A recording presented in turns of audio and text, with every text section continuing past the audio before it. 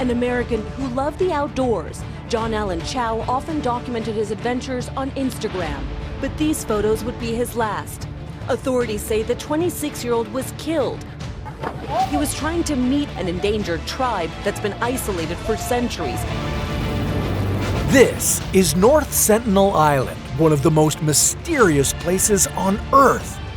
It's been home to the most isolated tribe in the world for the last 60,000 years.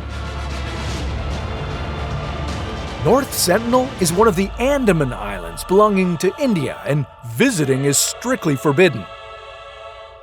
However, in 2018, an American man illegally hired a local fisherman to take him there.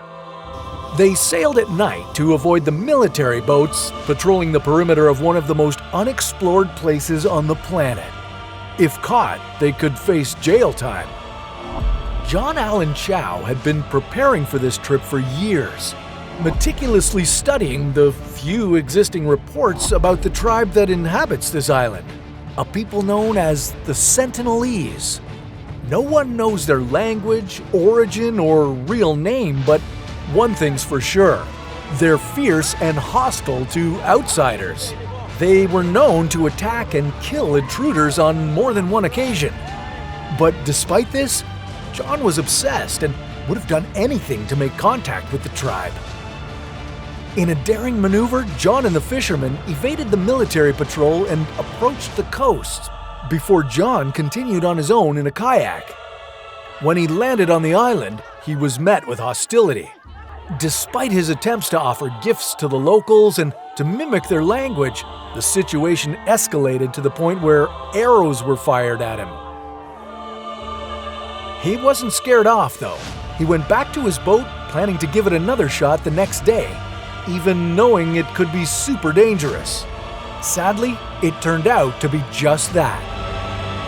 Authorities say the 26-year-old was killed, possibly by bow and arrow, on what police described as a misplaced adventure in a highly restricted area. How did this unwanted tourist spend his last hours? Why was he so obsessed with this tribe? And what was the mistake that cost him his life? Before you go and watch this episode, hit like and subscribe, and remember to tell your friends about us.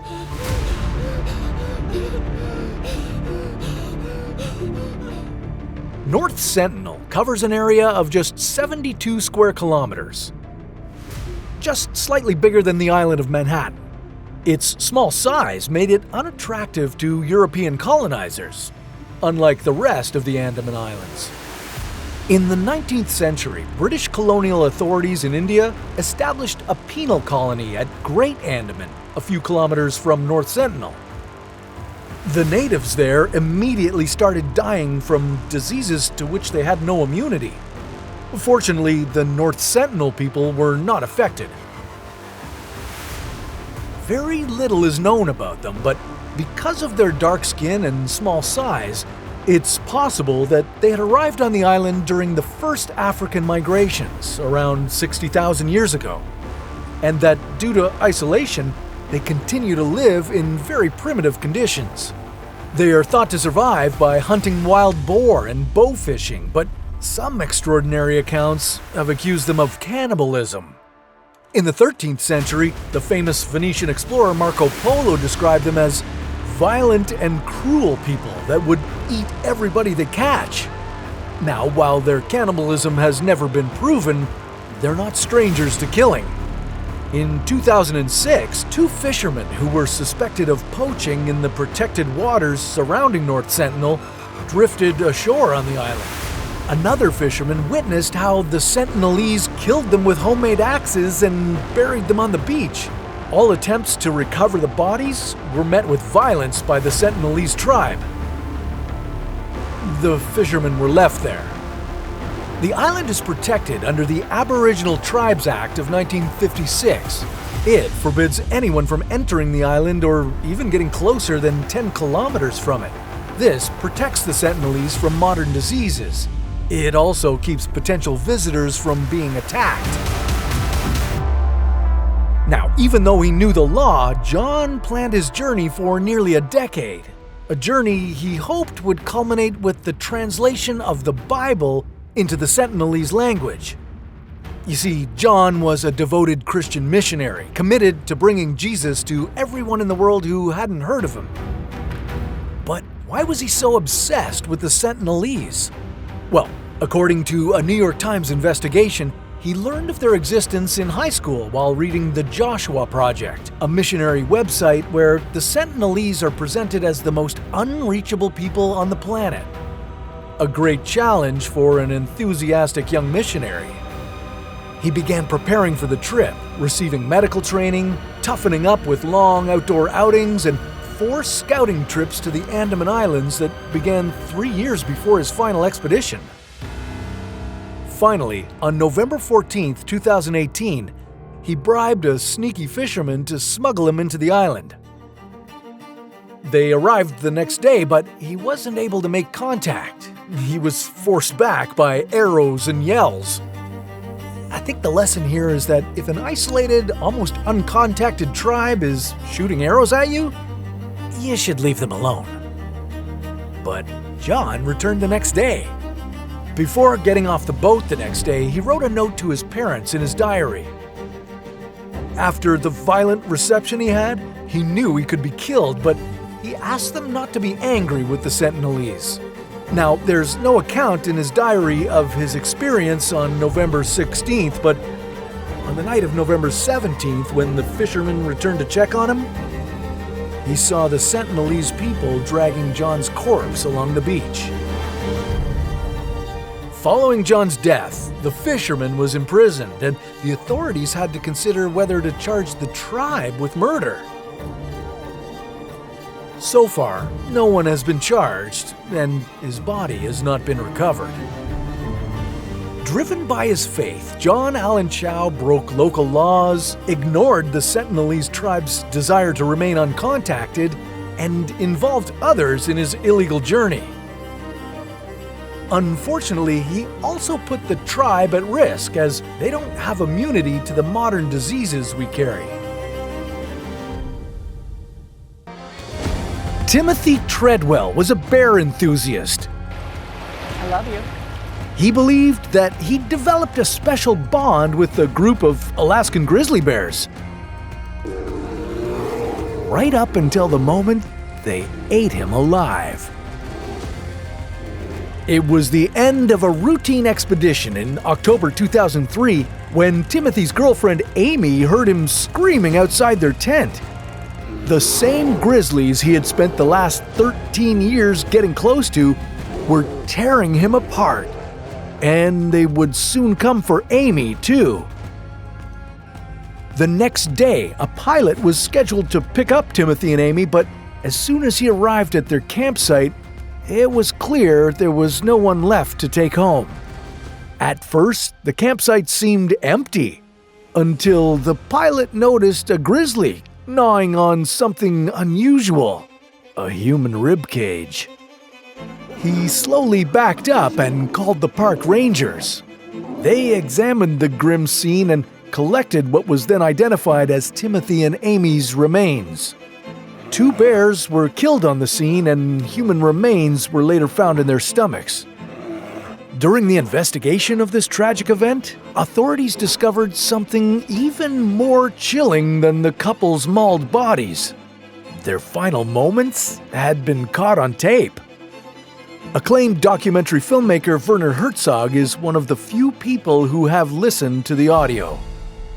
Julie, you must never listen to this. I know, Werner. I'm never going to. Even though it's never been released to the public, there are whispers that it has been leaked to some of the darker corners of the internet. More on that later, because first, we're going to look at what made these grizzlies snap. Why was Timothy told to leave the bears before October? How many times had he been warned about his dangerous behavior? And why was the camera rolling at the time of his death? Okay, maybe you've heard about Tim's passion for bears and how he fiercely advocated for their conservation, speaking publicly against the threats they faced, both real and imaginary.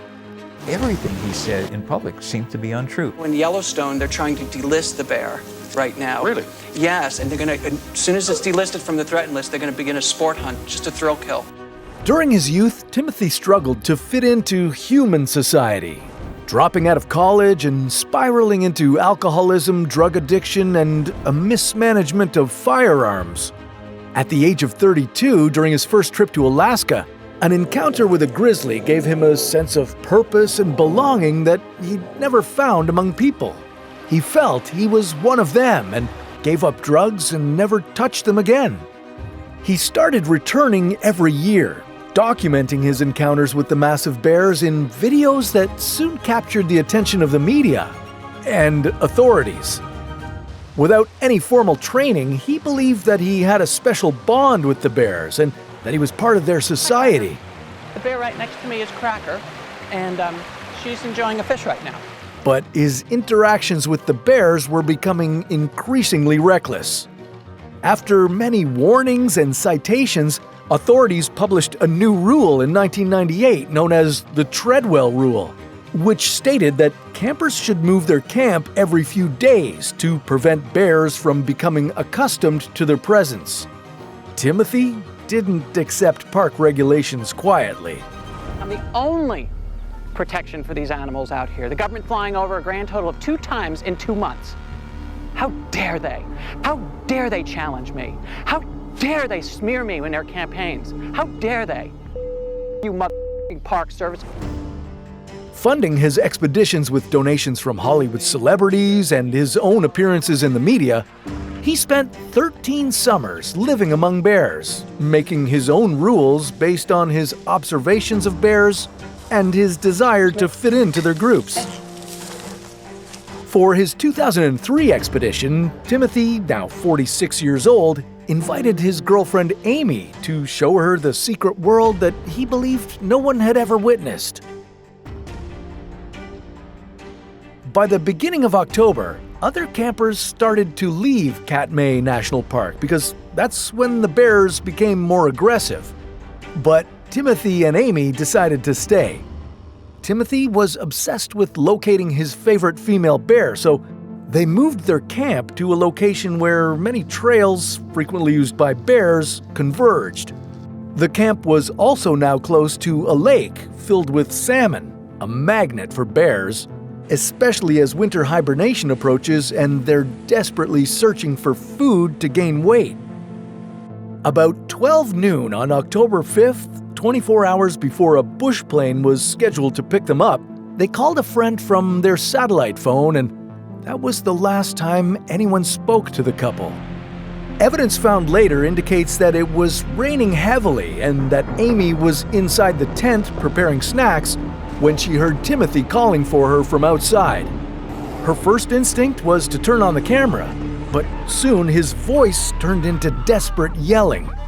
Amy left the camera recording inside the tent without even removing the lens cap and came out to find a massive 450-kilogram bear attacking Timothy. He was screaming for help, asking her to hit the bear to scare it away. Amy told him to play dead, but the bear wasn't attacking him out of fear. It was attacking because it was hungry.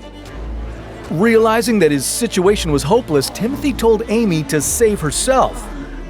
The couple wasn't carrying any bear spray or any bear deterrent that might have saved their lives. Just minutes after the recording began, Timothy's screams stopped and the tape ran out. No one knows how long Amy stayed alive after Timothy's attack, but both bodies were found 24 hours later by the pilot who was supposed to fly them home. I hear rain and I hear, Amy, get away, go away. Can you turn it off?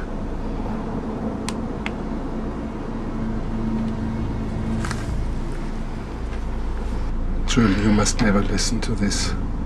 I know, Werner. No one's gonna hear it. Despite this, rumors of the audio being leaked flooded the internet. Now, our account is based on the description provided by the National Park Service regarding the incident. According to the authorities, it was Timothy's long-standing reckless behavior and disrespect for the park rules that led to the tragic attack. Especially his choice to camp in a known bear area close to their source of food, and making the bears comfortable with his presence, approaching them and even touching them. I entirely beg you, people and government of the DPR Korea, for your forgiveness. Please, I have made the worst mistake of my life. This is Otto Warmbier, an American college student and tourist whose trip to North Korea turned into an actual nightmare. In 2016, he was sentenced to 15 years of hard labor in a North Korean prison camp for a seemingly innocent crime that many believe he didn't even commit.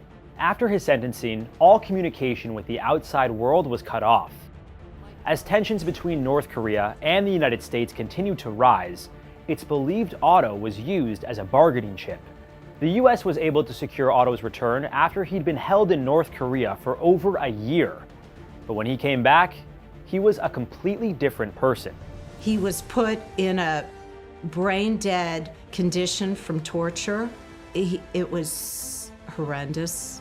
According to his parents, his arms and legs were totally deformed, and it looked like someone had taken a pair of pliers and rearranged his bottom teeth. Unfortunately, Otto died less than a week after being returned home to his family. North Korea refused to take responsibility, blaming Otto's death on a severe reaction to a sleeping pill. But the US pushed back, claiming his death was caused by severe beatings and torture at the hands of the North Korean government. We'll dive into what he allegedly did, but given North Korea's history of human rights violations, it's no surprise he was treated so poorly.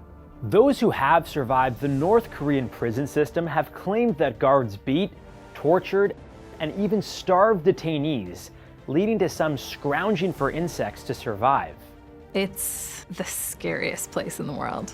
North Korea is also known to use children for labor and, in extreme cases, give them the death penalty. Controlled by Supreme Leader Kim Jong-un, the country is considered a totalitarian dictatorship with the worst human rights record in the world. Today we'll find out what really happened to Otto during his stay in North Korea. Why was he used as a political pawn? And is North Korea really to blame for his death?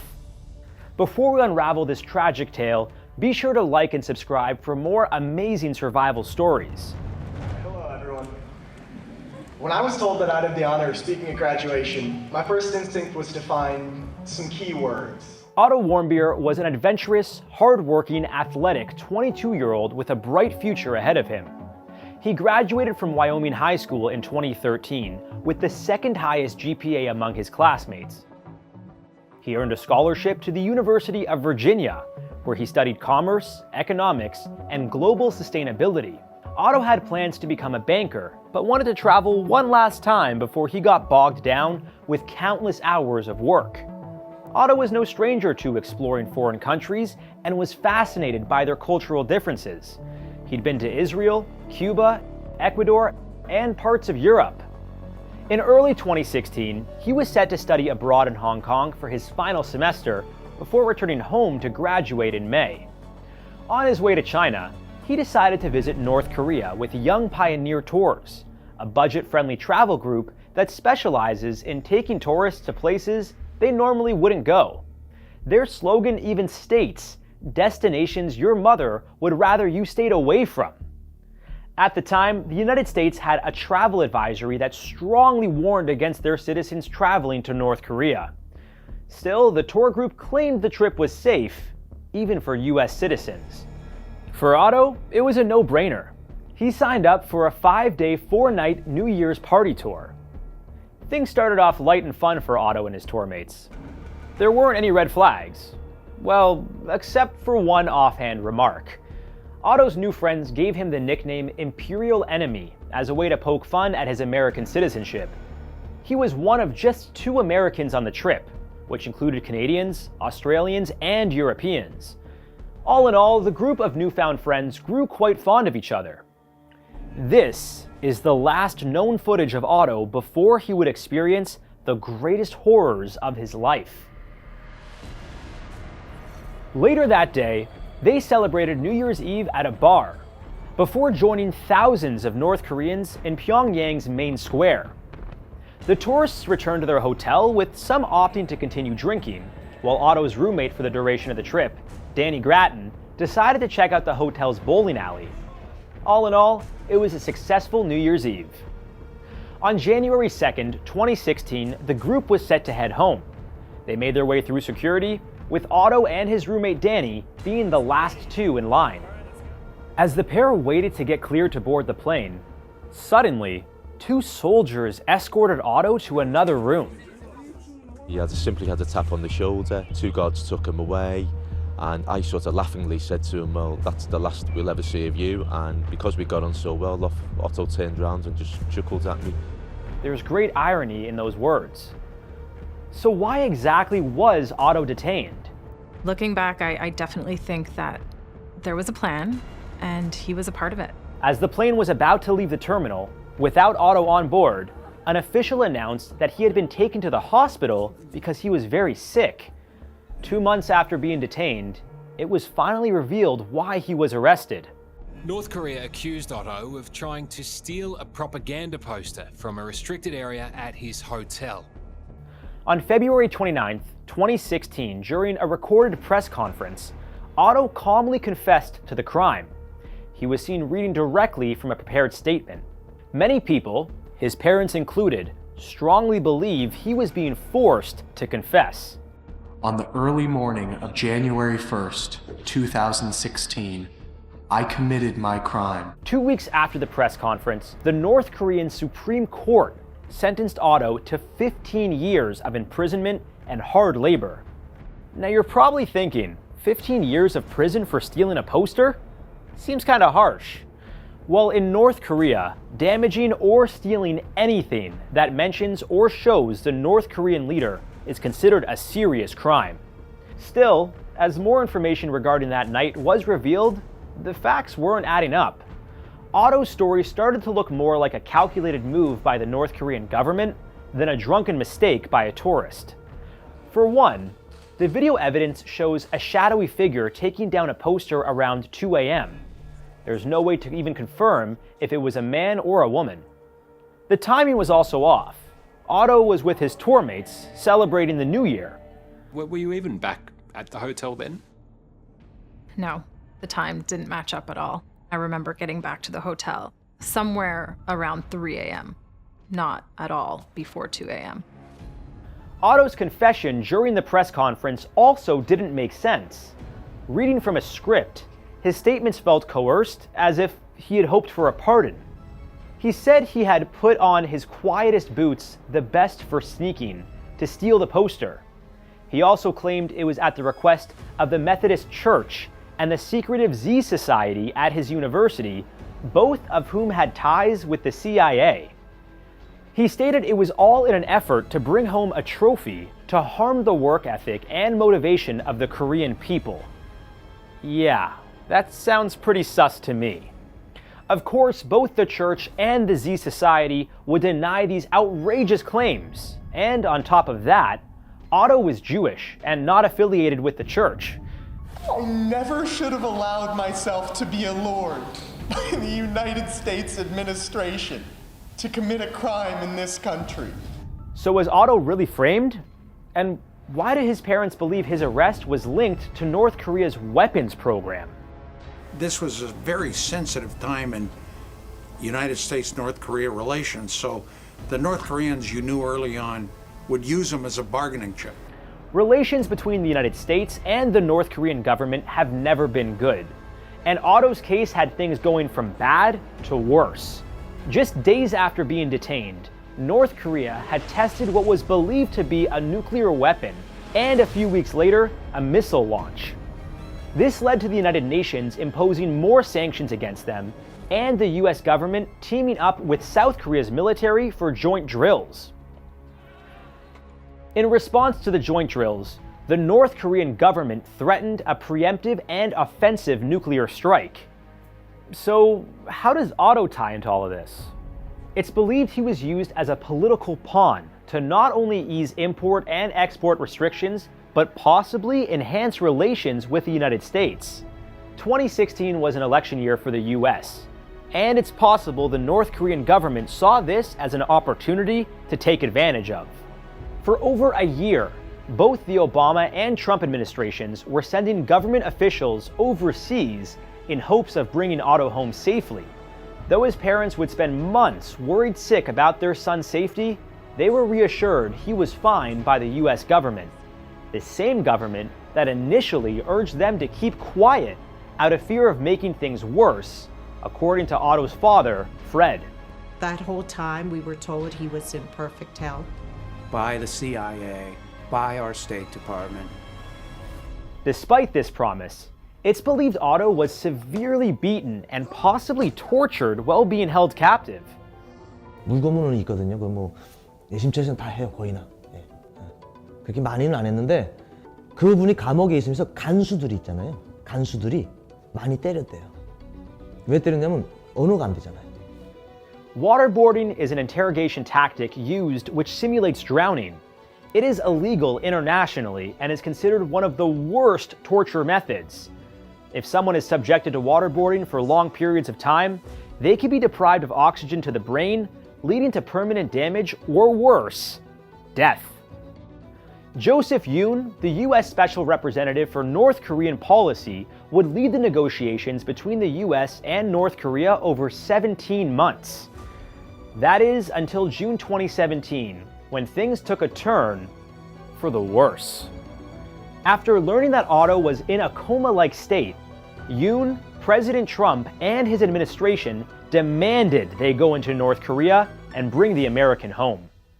Arriving in North Korea, Yoon admitted there was no guarantee of getting Otto home. They initially wouldn't even let Yoon or the doctor accompanying him see Otto. Following intense negotiations, North Korea granted Yoon and the medical team access to Otto. What they saw, however, wasn't the same kid whose photos had been circulating media outlets. Eventually, the two governments would come to an agreement, and Otto was finally on his way home.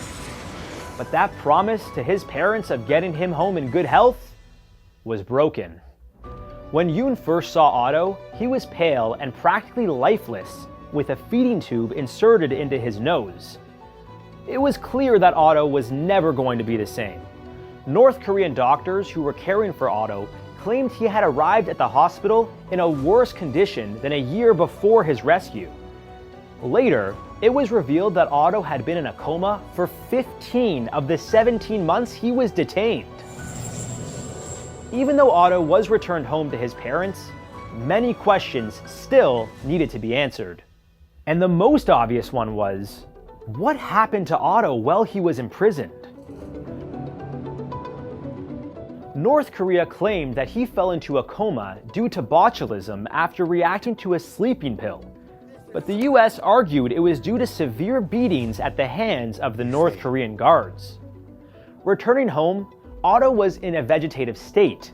His eyes were open, but he wasn't responsive, nor did he have control over his body. We saw evil in his eyes. He had seen just terrible things. And he had been reduced to this animalistic creature that I couldn't hug and I couldn't get a feeling back from. It was horrible. After medical exams and brain scans, it was clear Otto had severe brain damage, likely due to a heart attack. Surprisingly, there were no definitive signs of torture or physical abuse. There were no healing fractures or any signs showing he had been hit. But he did have a large scar on his foot, and his teeth looked misaligned, fueling further suspicions. It appeared that both sides of Otto's brain were damaged symmetrically, disproving claims he was struck in the head. Normally, a blow to the head affects one specific area, not the entire brain evenly. After 6 days of laying beside their lifeless son, Otto's parents, Fred and Cindy Warmbier, made the heartbreaking decision to remove his feeding tube. Otto Warmbier officially passed away on June 19, 2017.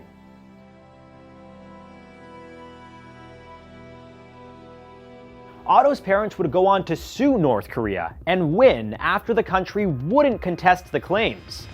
They were awarded $501 million in damages. However, it was a more symbolic win than anything, as North Korea refused to hand over the money.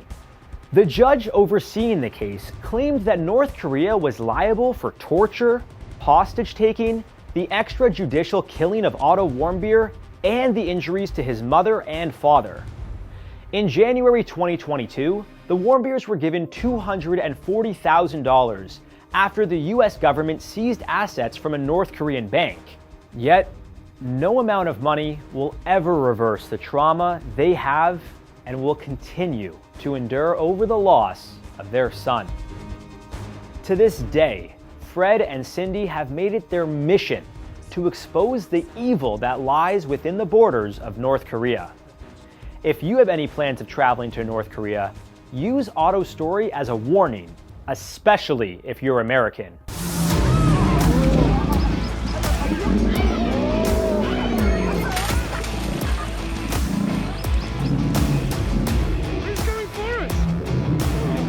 Hippos are one of the most dangerous animals in the world. They kill approximately 500 people each year in Africa. That's more than twice the body count of lions. But for South African farmer Marius Els, he found a hippo to be a lovable pet. So much so that he treated it like his child. He even gave it a human name, Humphrey the hippo. Els was quoted saying, "They say you can only have a relationship with dogs, cats, and domestic animals. But I have a relationship with the most dangerous animal in Africa." The two seemed to share a special bond. Humphrey would let Marius ride on his back. He'd respond to his commands and even open his mouth to have his teeth brushed. But on one fateful day, things took a dark turn. Marius's body was found in a river, torn apart by his beloved pet hippo. While Marius didn't survive, Paul Templer, who was nearly eaten alive by a hippo, lived to tell the tale. Suddenly, my world went dark and so quiet. Given their yearly kill count, incredible size, and unpredictable behavior, hippos are not an animal you want to come into contact with. Today we'll find out what made Marius's pet hippo finally snap. How did Paul manage to free himself from the hippo's mouth? And why are pain hippos terrorizing people in Colombia? Before we dive into this one, make sure to like and subscribe for more unbelievable survival stories. The hippopotamus is the third largest land animal behind only the elephant and the white rhino. They're mostly found in sub-Saharan Africa, but some have managed to make an appearance on other continents. More on that later. They can reach lengths of up to 5 meters and heights of over 1.5 meters. Given their size, they can also be quite heavy, with some males weighing over 4,100 kilograms. You definitely don't want to be trampled by one of these behemoths. But that's not the only thing you should be afraid of. Hippos have razor-sharp canines that grow up to 50 centimeters. And to make matters worse, a hippo's bite is almost 3 times as powerful as a lion's, crunching in at 1,800 psi. That's more than enough to snap off a limb. While they're mostly herbivores, that doesn't mean they won't try and bite you, especially if they feel threatened. They're incredibly territorial and won't think twice about defending their home at all costs. This includes going to war with other hippos, or anything or anyone who comes too close. All in all, they are not to be played with, and definitely shouldn't be kept as a pet. Something that Marius learned too late. Marius ignored the dangers of befriending and caring for a hippo. Humphrey the hippo was rescued from a flood when he was just a 5-month-old baby. After a few months and a significant increase in size, the hippo's guardian angels could no longer care for him. With land and time to spare, Marius decided to give Humphrey a new home. Rather than seeing the hippo as the wild animal he was, Marius treated him like a domesticated pet. He taught it to swim, hold its mouth open, to have its teeth brushed, and even rode it like a horse both on land and in water. Marius went as far as building a man-made lake on his property for Humphrey to play in and to make him feel truly at home. Although he viewed his uncommon pet hippo to be like a son, he was aware of the risks involved, explaining that he knew it was a little bit dangerous, but trusted Humphrey with his heart that he wouldn't harm anybody. Would you be that trusting? Marius felt very comfortable with his companion, but others, like his wife, did not. His wife Louise repeatedly warned him about the dangers of keeping a hippo, but Marius wasn't convinced, not even after a brutal attack on his property. Marius's nephew, Johan, who worked on the farm, was attacked by Humphrey in late 2010. I wanted to run, but I thought, there's no way I can outrun a speeding hippo. Johan's right about that. Hippos can reach up to speeds of 48 kilometers an hour on land. In Johan's case, he wasn't fast enough to get out of the way. He said it felt like being hit by a car. If you find yourself being charged by a hippo, you need to run for cover. Get behind a vehicle, tree, hill, or anything that could slow the hippo down. Thankfully, Johan survived the attack after Marius came to his rescue. Still, Humphrey bit a chunk of Johan's lower body, piercing his pelvis and barely missing his vital organs. Humphrey's next victim wouldn't be so lucky, as the now 6-year-old hippo, weighing over 1,000 kilograms, turned on the man who raised him, Marius. In November of 2011, just a year after Johan's incident, Marius's body was discovered submerged in the same river Humphrey was rescued in. Paramedics found him disfigured with bite marks all over his body. They couldn't determine whether it was the attack or drowning that ultimately killed him. No one knows for sure what led to the attack. Did Humphrey feel threatened, or was it just instinct to protect his territory? One thing is for sure: don't have a hippo as a pet. As seen with Marius, they can be very unpredictable and violent, even when held in captivity. And for my adventurous viewers out there, if you're ever in the Sub-Sahara and spot a hippo, listen to my next words carefully. Don't approach it, especially if they look like they're yawning. That's actually hippo for back off. Try to stay on open land where you can spot the hippo and where it can spot you. This may be tough since they're nocturnal, so you'd likely only see them roaming around on land during the nighttime. They don't like to be startled, so sneaking by one is not in your best interest. And this next tip might stink, but it could save your life. Look out for large pieces of hippo poo that have been spread over a wide area. This is how they mark paths between the water and food on land, using their tails to wipe it around. During the day, hippos tend to stay in the water, so be sure to stay away from nearby lakes and rivers where they're sunbathing. Even if you aren't planning on going near the water, you need to leave a clear trail for the large animal to make a run for it should something else startle it. But how would you survive an attack in water? Well, South African tour guide Paul Templer did exactly that, and in the process, he was almost eaten alive. On a day that Templer wasn't even supposed to be working, his life would change forever. In his own words, Paul explained that life was really good, until one day he had a really bad day at the office. Paul Templer was a 28-year-old tour guide working in Zimbabwe, where he's originally from. Leading photographic safaris, he would take curious tourists onto the Zambezi River, an area known to be home to elephants, giraffes, crocodiles, and of course, hippos. Getting certified to lead these journeys is no easy task. Given his previous experience with the British Army, Paul may have had a slight advantage in dealing with extreme situations.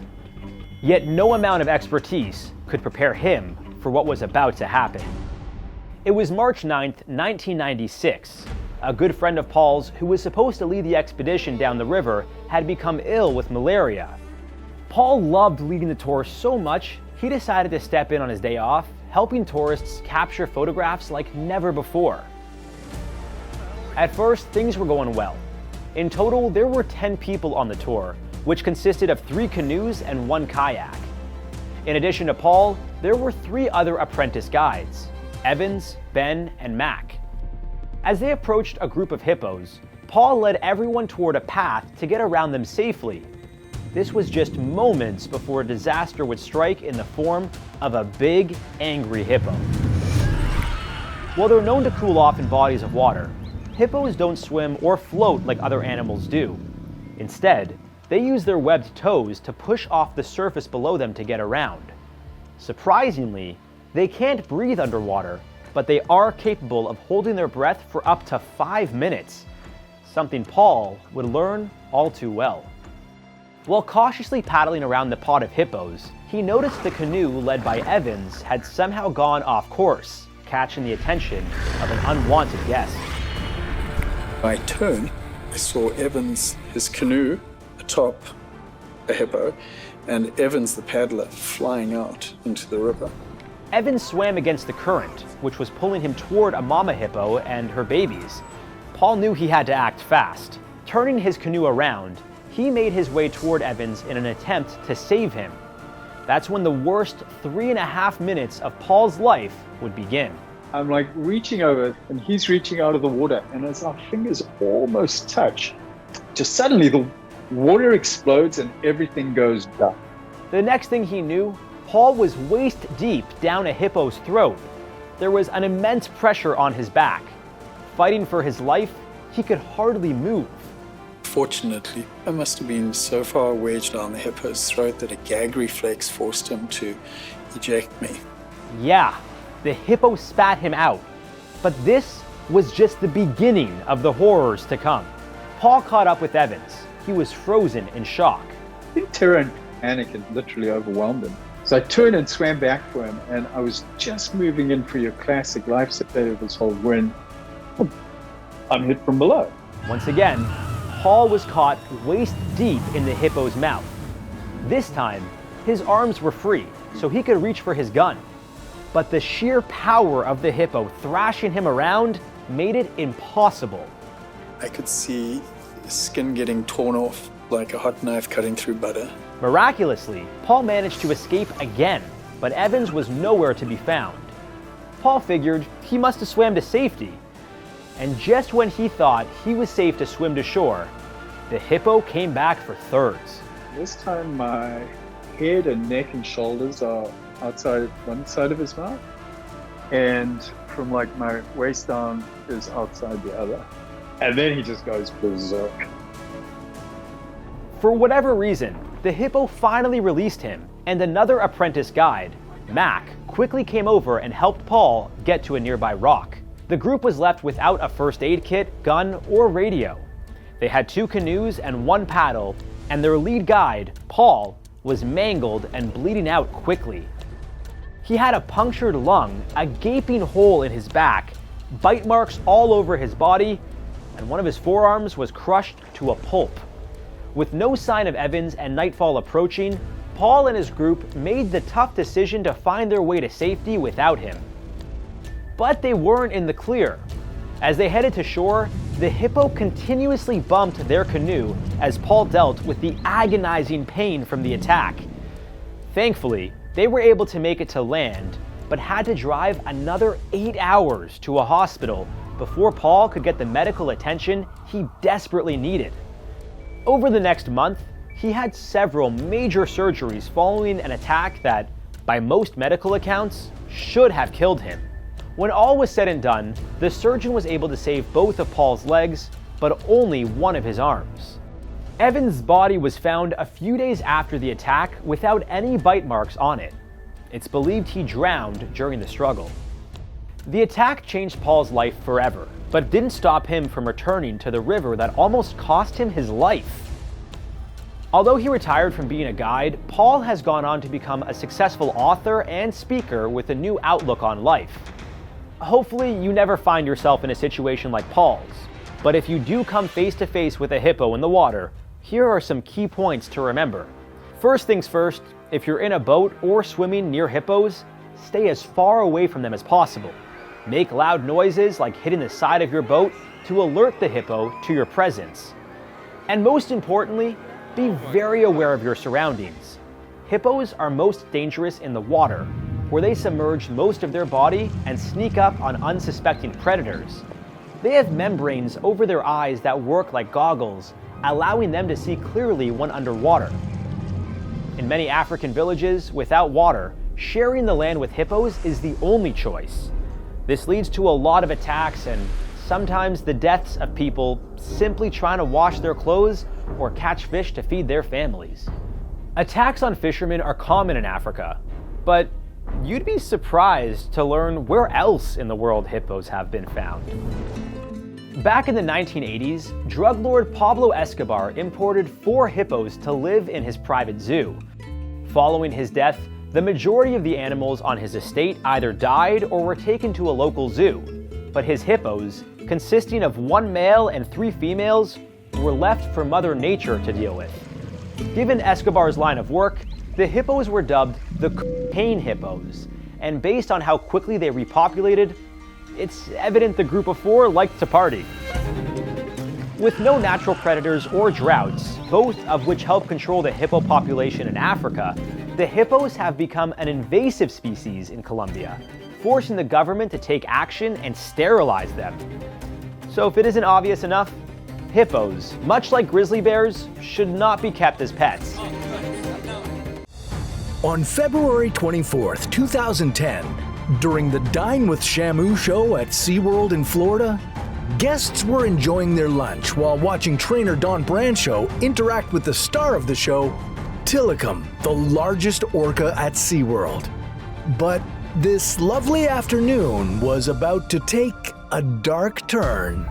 To this day, you haven't been able to get the images out of your mind about what happened that day. Correct. Can you take us back to what you actually witnessed at the park? I showed up at the pools where Tilikum had taken Dawn into, and it was very chaotic. Dawn was at the edge of the pool rubbing Tilikum's head as part of her end-of-show routine.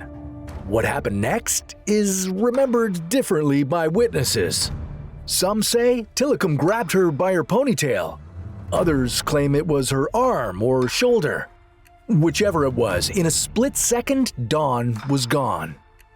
The massive mammal had pulled her into the pool. The audience watched in horror, unable to comprehend the tragedy unfolding before their eyes. What followed was a terrifying scene as Tilikum violently attacks Dawn, holding her underwater for 45 agonizing minutes. What made Tilikum snap?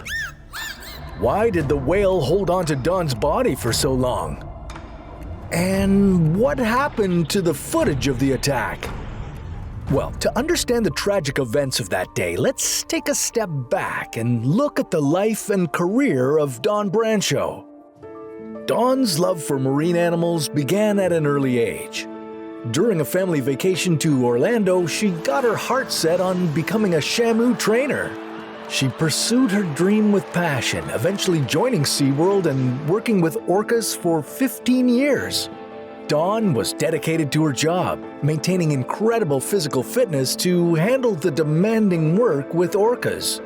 She ran marathons, cycled, and lifted weights to stay in top shape. Her hard work and charisma made her the face of the Shamu show, bringing in millions of dollars for SeaWorld. And despite her love for the job, Dawn was also well aware of the dangers. She often acknowledged the risks involved in working with killer whales. And the risks were real. There have been more than 40 documented safety incidents involving trainers and orcas at SeaWorld and other parks. So it should be no surprise that this wasn't Tilikum's first offense. Dawn was actually his third victim.